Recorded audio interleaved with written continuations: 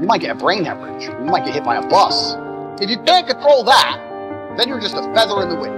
And life's gonna blow you around, and you might land somewhere good, you might land in dog shit, nobody knows.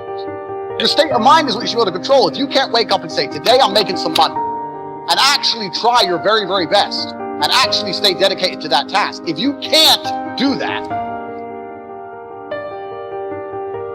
the human mind is a massively misunderstood and underused chemical factory. That's all it is. It's the reason you feel happy. It's the reason you feel sad. It's the reason you feel excited. It's only chemicals in your brain. And I think if you try and take conscious control of your mind and force yourself to feel what you want, when you want, you can truly start to feel emotions on command.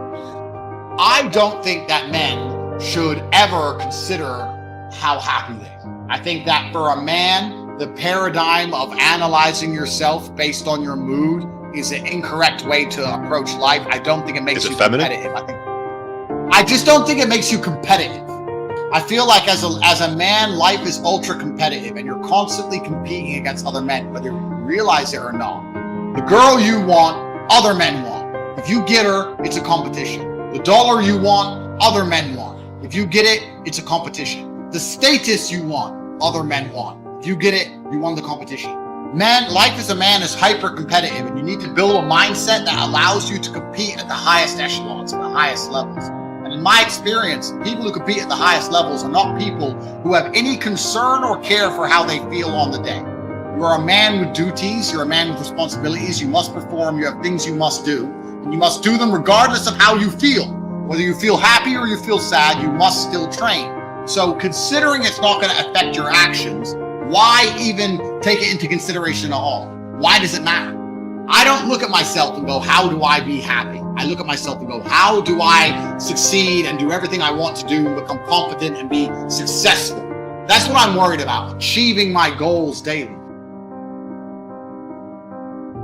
But if you're going to wake up and go, I want to be happy, well, yeah, to a degree it's feminine. It's also very childish because only women and children are so obsessed with happiness.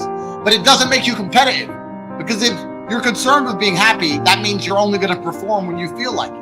That means you can't outcompete the men who perform every day regardless. And that's why, as a man, you need to be building a mindset that makes you as competitive as possible. And I think that considering happiness as a concept, as an idea in and of itself is a bad idea. It doesn't even cross my mind if I'm happy. It doesn't even cross my mind. I've got shit to do.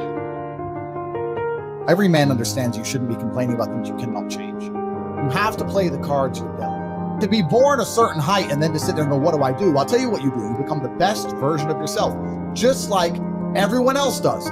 Nothing about the height is in and of itself enough value for me to be a valuable man. As a man, you build your value.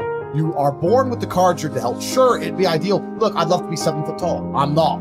So it's the same argument. If you're 5'2", you need to become rich, strong, and funny, and charismatic, and interesting, and witty. If you're 6'4", you need to become rich, strong, well-connected. It's the same game. So to sit there and complain about it is asinine. Email me their long lists of all the bad things that happened to them, and I reply, fantastic.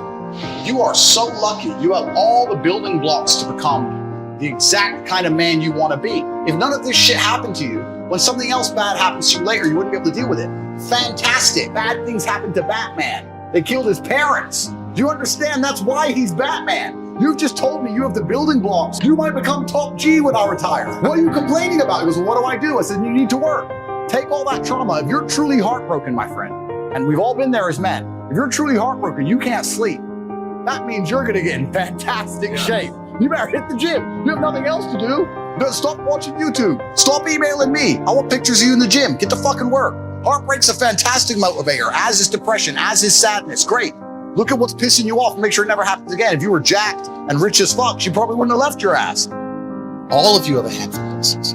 I don't think you understand that. You could have been in a car crash at 4 years old and lost your legs. Do you have any understanding of how lucky you have been? This is pure luck. There's only luck has kept you fully able-bodied, sitting there, capable of learning and listening and becoming something.